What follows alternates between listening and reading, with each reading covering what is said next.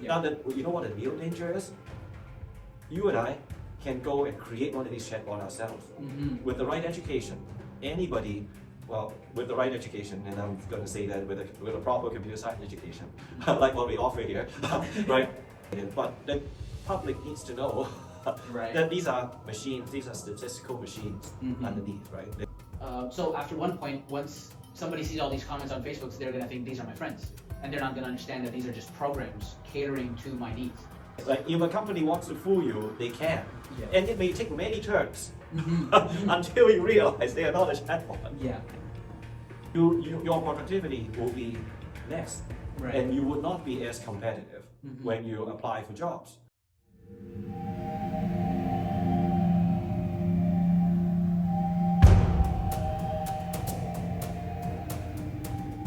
Hello everyone, my name is Jay Maiskar and I'm the Vice President of Capilano Dialogue of Science Club. And today, we're here with Jason Madar, a computer science professor for the YouTube series Mind Meets Matter. Jason is a well-experienced computer science professor with over 25 years of experience in the field. So we're really hoping to pick his mind today about computer science, AI, and the new policies around it. So first off, I want to start off with the data collection for AI. As we know, there are huge data farms or data servers being built everywhere around the world to harness the data. AI like Gemini, ChatGPT, and DeepSeek are collecting. So my first question to you is, do you think the general public is fully aware of how much their data contributes to the AI development? No. When you talk to AI, nowadays you go to ChatGPT, right? A lot of people just ask it to tell it a joke, right? Start talking to it about personal matters. Yes. But I don't think that people are aware that every single conversation that they're providing to these services, you're not doing it on your own computer. It feels like it's on your own computer, but you're talking to a website. Right. And that website belongs to OpenAI, belongs to Meta, belongs to DeepSeek. And they collect every single conversation. Every single thing that you ever talk to, all your darkest, deepest secret gets stored on their server. Right. And because you're not paying for it, they have the right to use your conversation as they see fit. Right. But I don't think that, because computers are such a magical device, it feels personal, right? Like when you go on a computer, you open the browser, it feels like you're the only person that is conversing with the machine. Yes. But in reality, behind the scenes, these companies are just they see everything. Right. So there's a lot of danger in this, especially with these chatbot AI, right, like ChatGPT. Right. They give you responses that are so personal that it's almost like as if they feel emotion, right? That you're more likely to give them more of your own feelings than you're aware of. And so I believe this could be a growing problem because people have no clue what they are actually giving up. Right.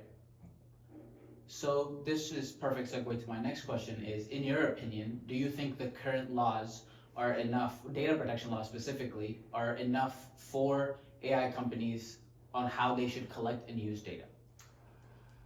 That's a whole new can of worms, right? Yeah, it's not. I think that the technology is moving way too fast for legislators to even understand. The heck, even computer scientists don't quite understand what's happening. Yeah. Like it's like what they call Pandora's box. Yeah. Once you open it, right, all these possibilities, and none of us would appreciate the unintended consequences of it all. Right. And that's the main issue, is that we do try to legislate, but there are two dangers, right? Like one is that you don't legislate enough, but the other one is you legislate too much. Right. Right? Yeah. Because legislating too much means that you stifle innovation, right? The industry can't grow. Right. And you and of course, I mean, if you legislate too much, people just go underground.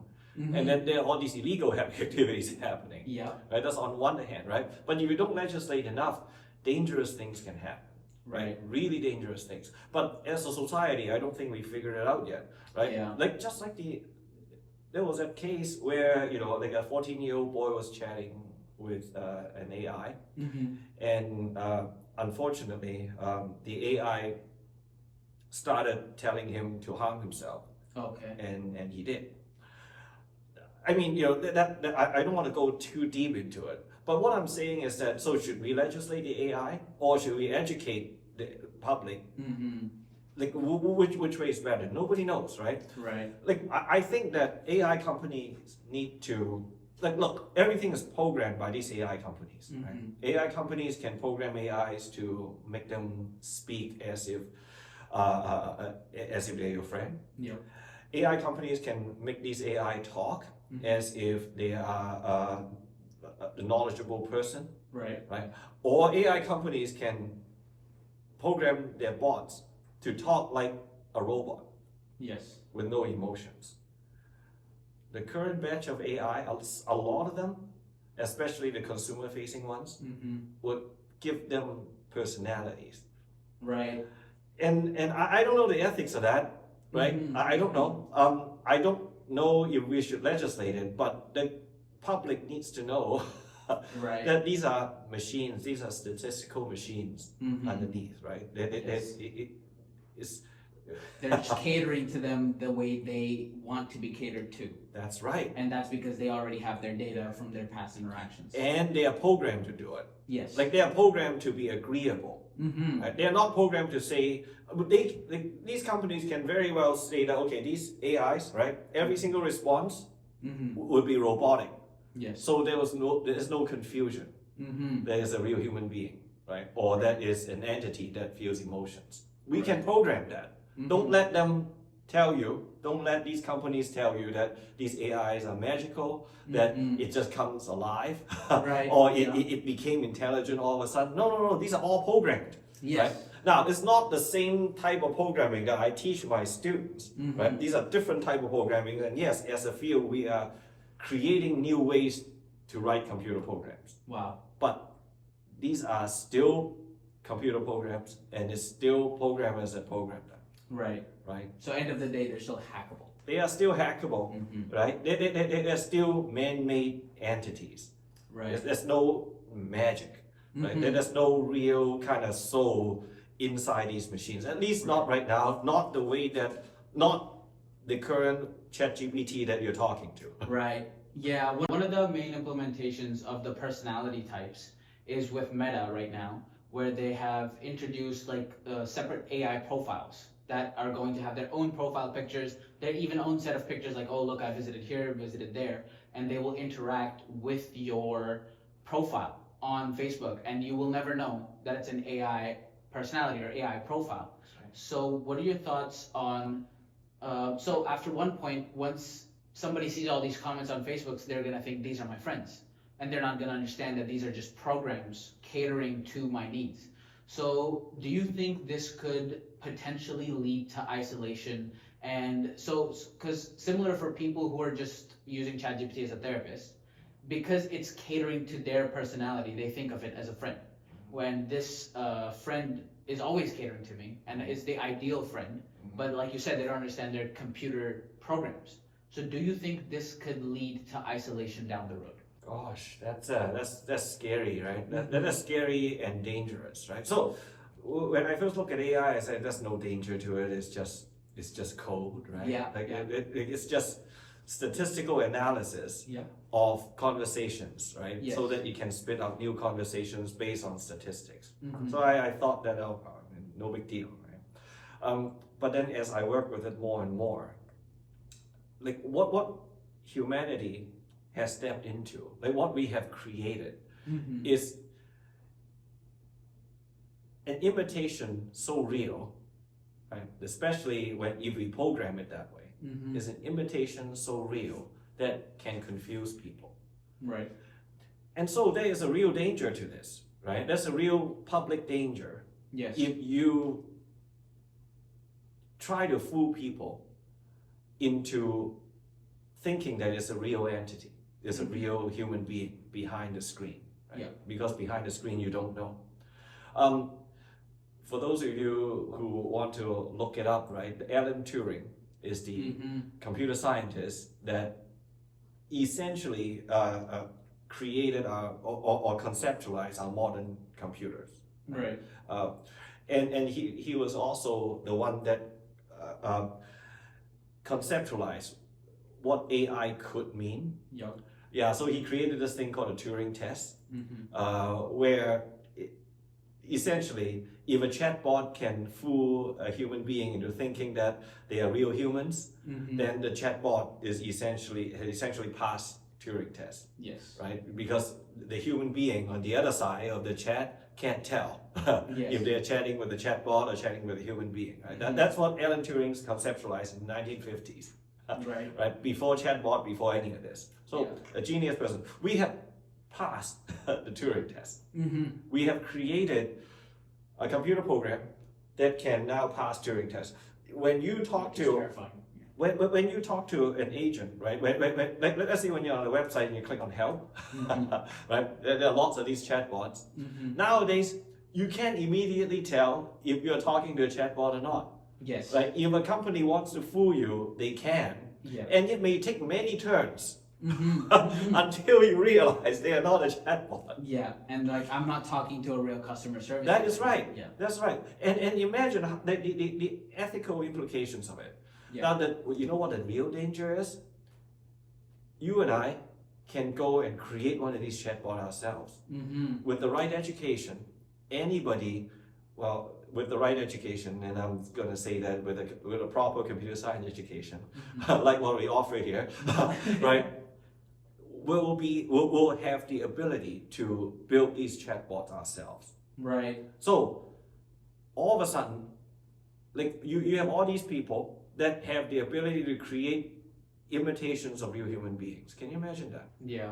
Right. So what Meta is doing, I think, is downright scary. Right? Because a normal everyday user going on to whatever Meta platform that they use will potentially believe that they have all these friends. Right? And then they'll think I'm an influencer. And I think that also affects their psyche in a way that they have to act like that in the real world. Right? So I think the biggest threat that I see is comparing your social media value to your real life value. Yeah. Right? So let's say if you have certificates online in a game that they don't turn into skills on your resume, right? End of the day, they're still your video game skills or your game skills or online skills that aren't going to convert to resumes. So I think that is pretty terrifying that people are going to go down this line of isolation because they believe all these fake people are their friends. That's right. And another way that the algorithm is like tricking all these people, especially currently with all the political agenda, and we just had an election in Canada for the prime minister. Another trend was that these AI algorithms are factoring in a lot of data you've already given them from whatever reposts or captions you've posted, and only showing you your side of things, right? So for example, if somebody is liberal, then they're only going to see liberal content and not see any Republican content, and vice versa. Do you think this would also create a division because nobody else is seeing the other side? I think that's already happening, unfortunately. I think the world is way more polarized than it has ever been. Right?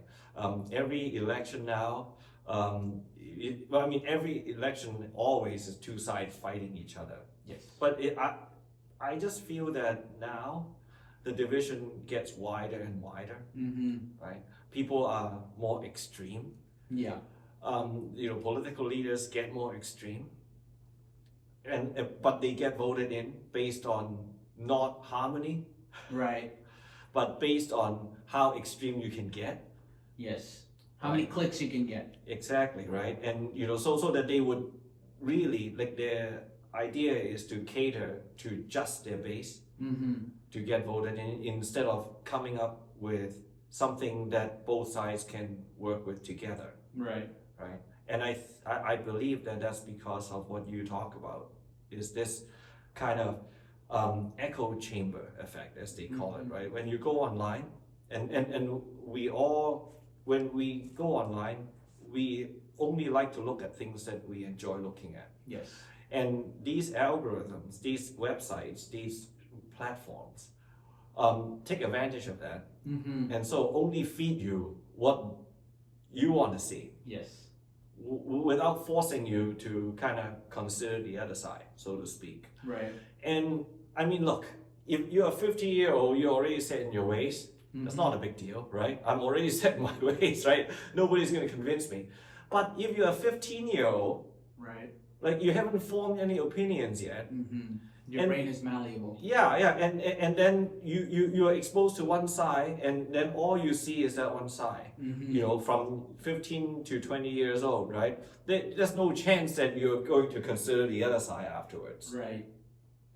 Yeah, the tracks have been set. Yeah. It doesn't matter even if you try to go off route. That's right. The tracks have been set. That's right. I mean, you know, I don't want to say I'm old or anything, but I mean, and I think that's why a proper humanities education is also very important. Okay. Because in the humanities, like I'm not a humanities guy, but the way I understand it, like you're taught to consider all sides. Yes. You're taught to be unbiased, right, and to evaluate and just to kind of absorb, right, and try to kind of come up with your own opinion, so to speak. Right. But when you go online now, like everything is just one opinion. Yeah. Like Reddit, for example, has a very left-leaning preference. Yes. Right. Yes. Like, you know, but then you visit some other website that's completely right-leaning. Yes. And it's really hard. And no websites would try to present the middle of the road or try to present both sides because nobody would visit them. Yeah. Exactly. They wouldn't get as much traction because it's hard to entertain a thought that you don't agree with. That's right. That's right. So I mean, you know, that's unfortunate, but I think we are already seeing the consequences of it. Yes. I don't know how it's going to shake out, you know, honestly, you know. Yeah, it's a bit scary. But what I think is scarier is the current Gen AI. Like image, there was an artist who tweeted that I wanted AI to do my dishes and fold my clothes so I can do art. Not so AI can do art, so I have to fold dishes and fold my clothes. Yeah. So what are your thoughts on AI tools that can generate hyper-realistic images and videos? And how do you think that's going to affect industries across the world? Yeah, that's so I'm more of a scientific guy, right? So I mean, I look at AI, and I see productivity gain, right? You know, people being more effective at their jobs, right? People being, if you use AI responsibly, you will be more productive and you'll produce higher quality work, right? Let's say lawyers, right? Like they will be able to write up your whatever forms that you need to fill out. They will be able to fill it out much quicker. Yes. And with higher quality if they're responsible, right? If they check your work, right? But so that's a lot of the positives. But on the creative side, I do see that a lot of creative level jobs will change in a way that society is probably not ready for. Let's say, okay, you give you know, like stock photos, for example. Okay. Right, that field may not exist. It may not exist because all the stock photo has been absorbed by this AI, and now, like a $20 a month, you can create as many photos as you want. Right.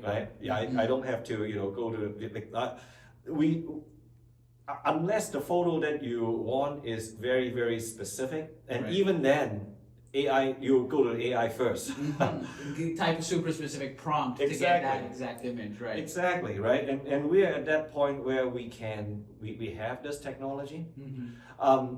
So, yeah, unfortunately, those kind of work may not exist as they are now. Right. I think that genuine art Mm-hmm. will still exist. Right. Because if I were to buy a piece of art, I mean, you know, I will want all the association, right? Mm-hmm. All the association outside of that piece, right? I want it associated with an artist. I want it associated with emotion and Right. those things, right? I don't want to associate it with, you know, just someone typing some random prompt, right? Yes. Um, So you want it to be authentic. yeah. However, Mm-hmm. not every piece of art is like that, right? A lot of artists, they depend on these soulless work Mm-hmm. Mm-hmm. in order to do their soulful work, Yes. right? Like they need, everybody needs to make a living. Yes. So like a lot of artists or writers, they would write a bunch of stuff that essentially just pay their bills Yes. so that they can do the work that is meaningful to them. Mm-hmm. But what happens if all the kind of the repetitive work has been automated away? Right. Then how are they going to make their living? Mm-hmm. Like that's I mean, open question. Nobody knows, right? What I'm hoping, I spend a lot of time thinking about it. What I'm hoping is that, well, look, these AI still need someone to operate them, Yes. right? So I'm hoping that in the creative industry, right, there will be a field where these artists will be able to operate this AI way better than a normal person, like someone who's not in the field can. Right. Right. Yeah. Right now, we don't know where that line is drawn. Mm-hmm. Unfortunately, Mhm. we don't know where the professional, like we can't quantify because the technology is so new. We can't quantify if a professional artist can prompt better Yeah. than a non-professional. Right. Because to us it's just all a bunch of, you know, like just a sentence, right? Yeah. Now, I mean, if you dig into the technology, right? Let's say a real photographer, Mhm. knowing all the technical details of photography, Right. can actually prompt way better than Yes. a non-photographer. Yes. Because they would know the lingo, the target Exactly. words. They'll know the target words. And Yes. but not just the words itself, right? Mhm. It's not just parroting the words. Mm-hmm. Like they have to really deeply understand what, you know, focal point means. Right. Right? Mhm. You know, the focal point of 1.7 is completely different than a focal point of 8, Right. right? But only a photographer who studied it and who have intention can tell you which one they want, right? Right. Makes So sense. what I'm hoping is that eventually it will become like that, where the professional artists will be able to operate the AI, and we can quantify that. We can show that professional artists can do it way better Mhm. than the non-professionals. I believe that we will get there. I Right. believe that there will be a bunch of tools, just Mhm. like everyone can say, hey, Photoshop, you know, you can just go learn it. Yeah. But I mean, it's 2 years after, you're still learning Photoshop. Exactly. It's a right? constantly evolving thing. Yeah, so yeah. it's You gotta keep going, right? It's not like it was someone in the basement, just download Photoshop Mhm. and in 2 months become a pro, right? Yes. Even though Photoshop has all these ways of making you edit photos way better, Yes. right? Like, you know, and before Photoshop, editing photos is impossible, Mhm. right? With Photoshop, people saying, oh, anyone can edit photos, but actually not quite true. Yeah. And a whole new set of, whole new profession of Photoshop professionals Yes. became available. So maybe we will have a whole new profession of artists that can operate these tools, right? Right. But it's a big maybe. Yeah. I don't know. So what you're saying is like within each field there will be a group who's better at leveraging AI than not at leveraging it, right? And I wouldn't even, like, by that time, I don't think we'll call it AI. Mhm. It will just be the latest computational tool. Tool. Right. Like, I'm hoping that's the case, Mhm. right? So there are shadows of that right now. Mhm. For example, in the creative field, there is this there's this set of AI tools called Comfy UI, Okay. which allows artists to download their own model and remix them. Wow. And that's really much a technical artistry type of thing, Mhm. right? So it's someone who has an eye in. I play with it a little bit, right? Mhm. I can't make heads and tails out of it, Yeah. but then I saw other people online that can create really interesting art, right? Nice. By combining different AIs and have them all work together, Right. right? That's what that tool is all about, right? Mm-hmm. So, I mean, once again, I mean, I know the technical stuff, but I Mm-hmm. can't I can't for the life of me create something that looks pretty. Fair. Yeah, That's fair. yeah, That's all they computer can. science problem. Yeah. Right? Yeah, they can Yeah. because they also have an eye for not only the technical but the visual, for Right. example. Makes sense. So I'm hoping that eventually it will evolve into its own kind of field where then artists will have an outlet, right? But once again, the road to get there, even if we can get there, I mean, I can't predict the future, right? So I'm just trying to. I think there's hope, right?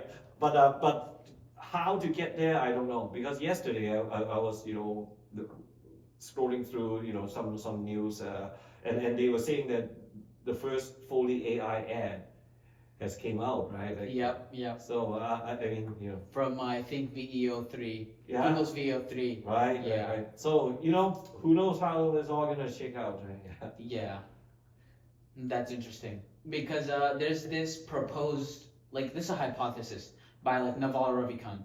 He says that once AI becomes so big that similar to what you said, there will be a class within the class that will know how to use AI and the class that doesn't know how to use AI. Yeah. So he says that class that doesn't know how to use AI will be quote unquote the useless class because everybody who knows how to use this tool is going to go so much ahead or so much farther than the class that doesn't know how to use it. So what if somebody is against, they just don't understand computers, for example, this for the general public, but they understand that they still need to use these tools to get ahead. Yeah. What would your recommendation to that group be so that they don't end up in that class that doesn't know how to utilize AI? Yeah, I mean, if you look at history, right, like even before AI, in the early days of computers, right, like they are already saying, and this is a really old term, I used to teach this, right, it's called the digital divide. And the digital divide means that in the early days of computers, right, the digital divide means that there will be a class of people that knows how to use computers, right, that can communicate using computers, is fluent in computing technology. But back then, it's more like word processing, right, or using a spreadsheet, right? And there's a class of people that knows how to do that, and the class of people that has no clue, right? Like the people that really have never even turned on a computer before. And so there was a huge discussion, right, of how do we bridge the digital divide. Right. So, and that led to a lot of policies. For example, the telecommunication policy, things like rural area must have access to the internet, for example. Right? Like the government mandate the telecommunication companies to put towers in rural areas, even though it's losing money. Yeah. Right? Yeah. Why? Because telecommunication allows digital communication or digital devices to work, right, and that would bridge that divide. Because otherwise, you also have the rural divide, right? Versus city. City people knows how to use computers, right? The rural people has no access to them. Yeah. And that's why those policies came about. Right. Right.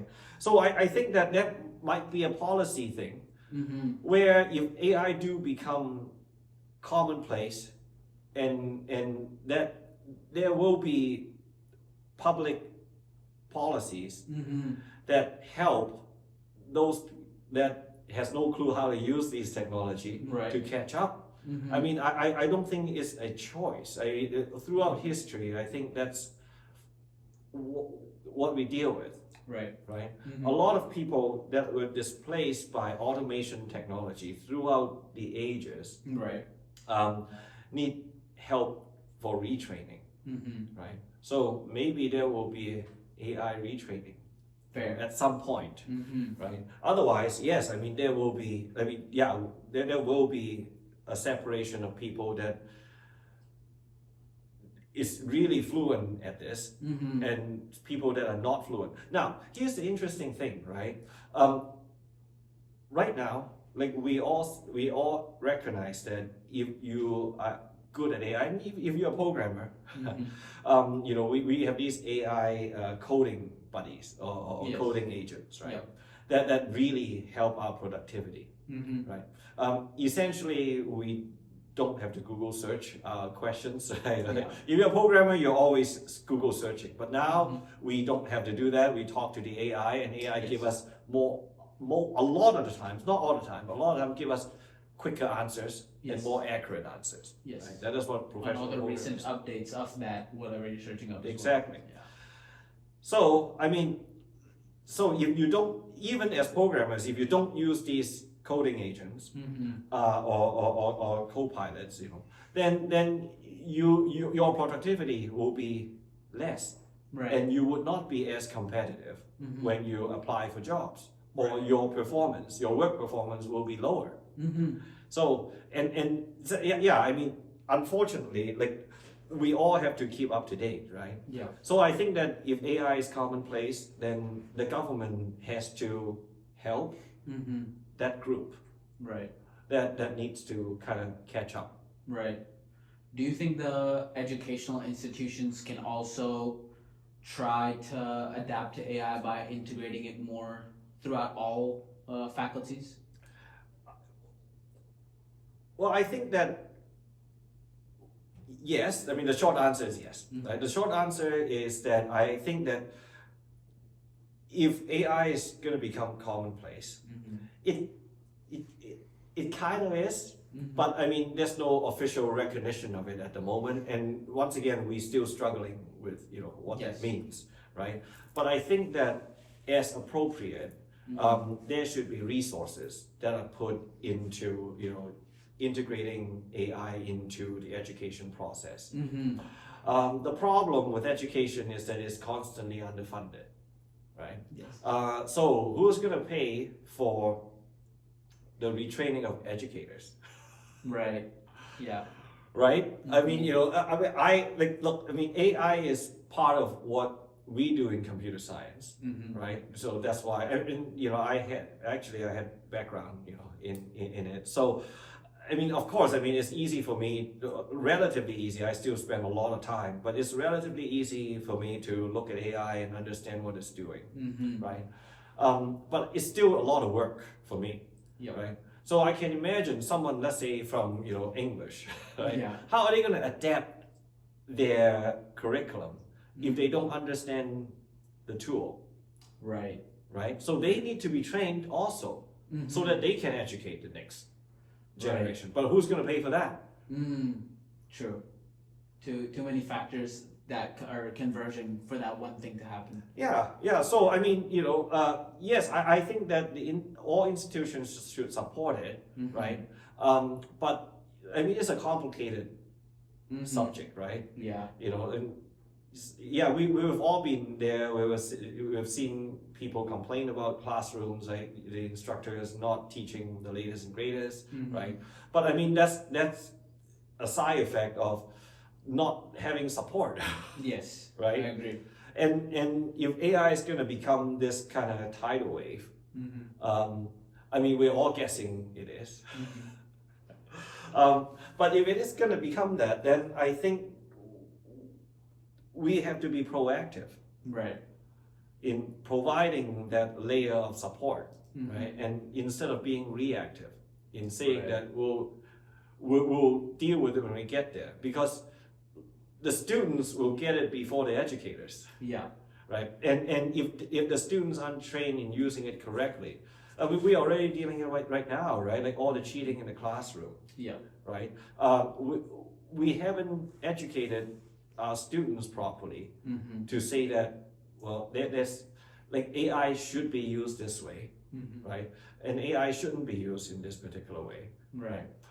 Because AI actually doesn't know emotions, there's no intentions, right? Or morality. You don't know if it's being used to cheat or not cheat. Yeah. So you can use AI to do what it's good at, but if you use AI if you abuse it, right, it can get you through this one test or one assignment. Yeah. but it couldn't get you through your first job interview, right?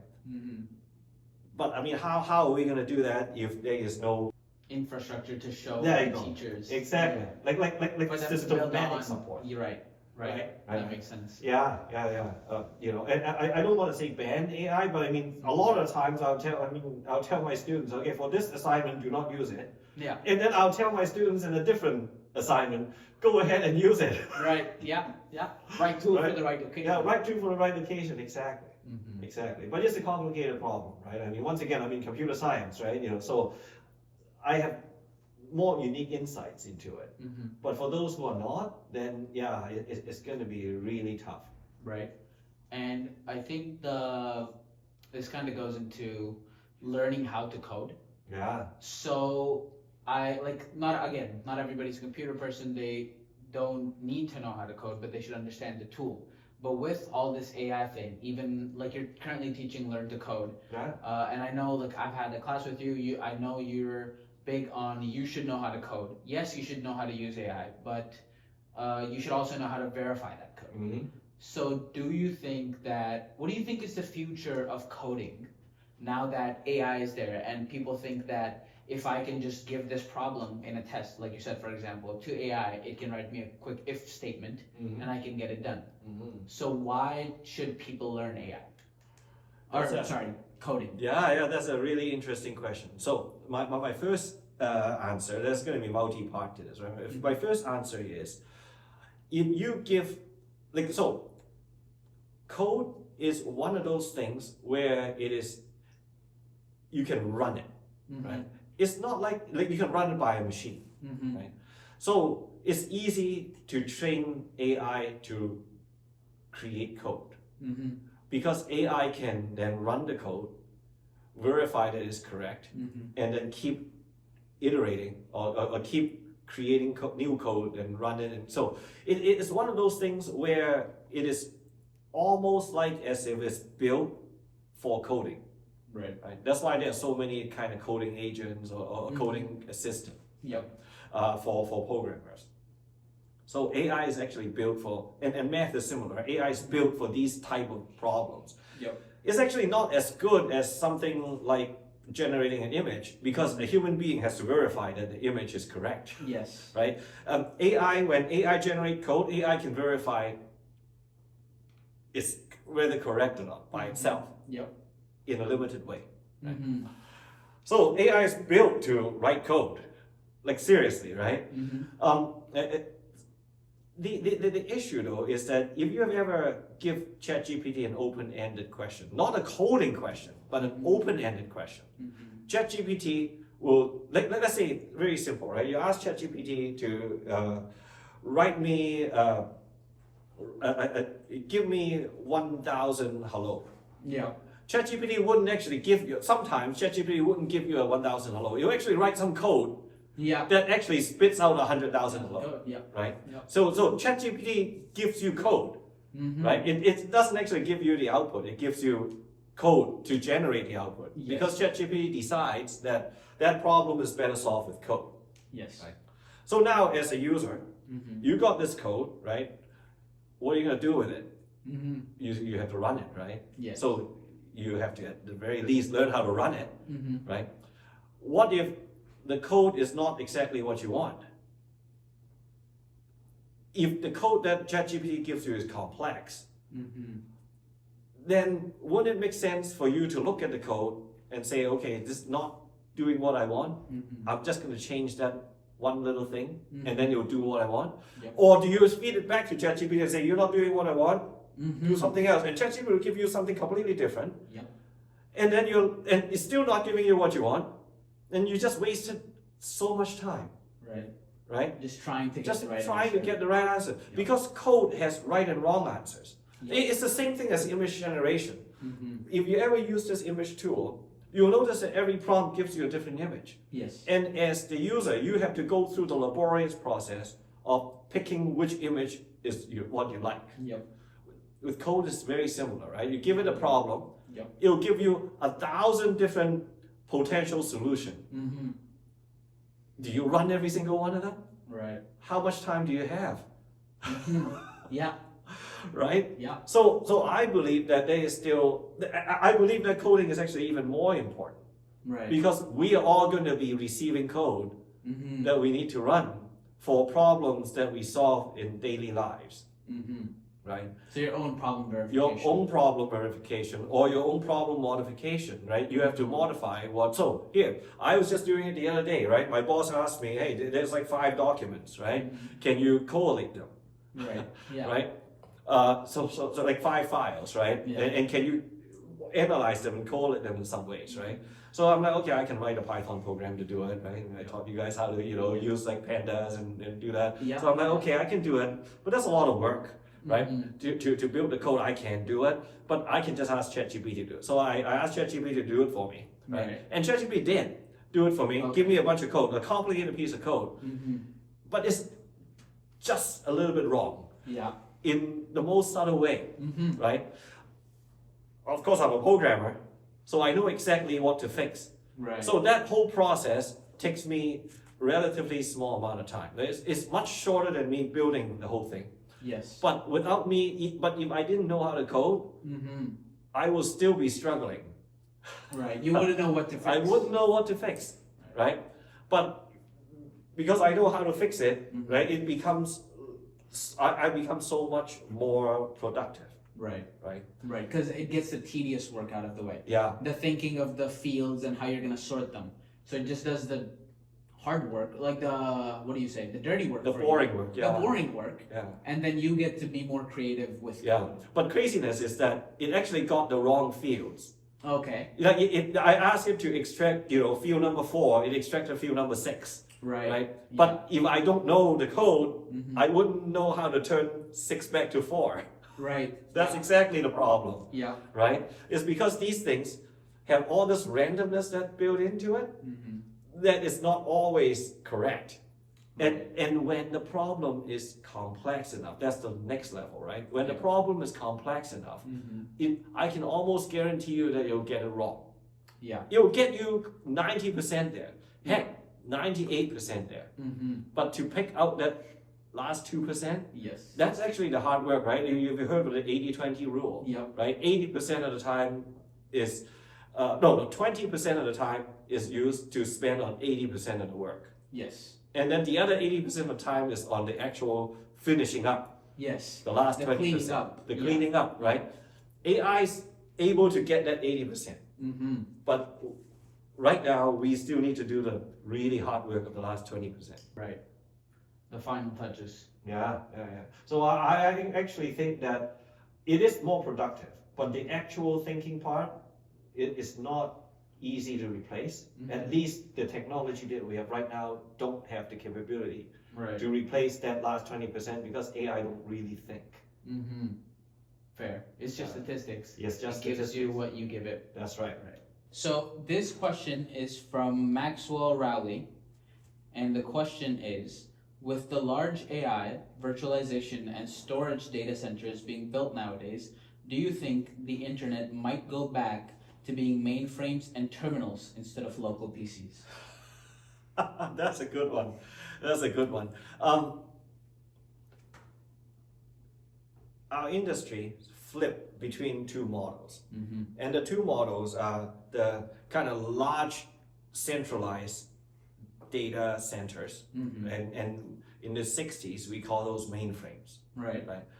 Because nobody can afford computers. So we have one large computers and people just connect to them. Right? So that is the centralized model. Right? And then the local computers, like computers that we can buy, became more powerful and more powerful, right? Starting with the Apple II, right? Steve Jobs, right? Starting with Apple II, local computers that we consumer can buy become more and more powerful. Yes. And so the power dynamic shifts, where because the local computers become more powerful, more processing is done locally. We call it more processing is done, in front of you. So that became, but we still need to fetch some information from the centralized location. So the central location became more of data repository, right, where we fetch information, but the processing is done locally, right? Sometimes we even store the data locally. But so that became what we call the heavy client or thick client in that environment, right? The client server type thing where the client is doing a lot of the work, thick client, right? Client intensive. And then we've been shifting back and forth. So this latest round of AI is shifting everything back to a centralized model. Because nobody can afford to run these models, right? Just on their computer. Nobody can afford it, right? Because these models are so complex and so large, right? It requires so much computational power. So yes, it would appear that we are going that way. Now, but with every kind of cycle, right? New things happen. For example, you actually, right now, like the phones that you have, right, the devices that we have is also extremely powerful. So we have like really powerful machines that we carry around, but even more powerful, centralized computers, right? That right now is like an oracle that can answer your questions. And that's where all the privacy issues is. Because if a company or a private entity controls that centralized location, they control all the information. So right now it's swinging that way, and all the funding is going that way. But there is kind of hope on the horizon, right? It's almost like Star Wars, right? And they're centralized, but then eventually the rebels came, right? So there is hope on the horizon. There is a lot of movement in terms of making these really powerful models, or at least making versions of these models that can run on your also really powerful but not as powerful machines that is in front of you. So there is a whole new movement of that, right? If you visit a website called Hugging Face, that is where normal people like you and I can download AI models that are not as powerful, but still somewhat impressive. And you can run it on the local machine in front of you. Companies like NVIDIA, not only are they building chips for the data centers, they are also building chips for the computers that we can buy. These are not $30,000 chips. They are like, $3,000 chips. So with all the technologies, at some point, maybe there will be a model powerful enough that we can run on our own computer, and we don't have to rely on these data centers. There's a whole branch, a whole lot of scientists and a whole lot of software engineers that is working on that problem. In fact, that's the problem that I'm working on right now. Is to squeeze as much out of our own machines as possible, right? Like, is it possible to run something that is good enough so that I don't have to rely on OpenAI, I don't have to rely on Meta, I don't have to rely on all these kind of things. The funny thing is that DeepSeek, there are actually two products in DeepSeek. DeepSeek has a website that you can visit, but DeepSeek has also things that you can download. I could literally download a DeepSeek model right now if I have a powerful enough computer to run it on my own. DeepSeek has created these open source models along with a bunch of other companies, that you can download and run it. The only issue is that right now we don't have chips or don't have computers powerful enough that we can buy to run the ChatGPT level models. But we can actually run less powerful models. But of course, the general public is not really aware of this. It's still in more of a research environment. But I think eventually we're going to see that. I mean, my hope is that I can buy, let's say, a $2,000 AI that I can put it in my house, and then I don't have to rely on anyone else. So that would be ideal. That would be ideal, right? Because then you could do in-house things that you don't want the other data centers to have. Exactly. So I think that we are going to shift back and forth. But right now, the question is asking, yes, right now it seems like all the big media, all the funding is going towards that giant centralized model. But maybe eventually it'll swing back. Awesome. Unfortunately, we're out of time. But thank you, Jason, for coming today. Appreciate your time. Glad to be here. And giving us a piece of your mind. We will appreciate it and we will cherish it. and we will actually publish your piece of your mind. So thank you again.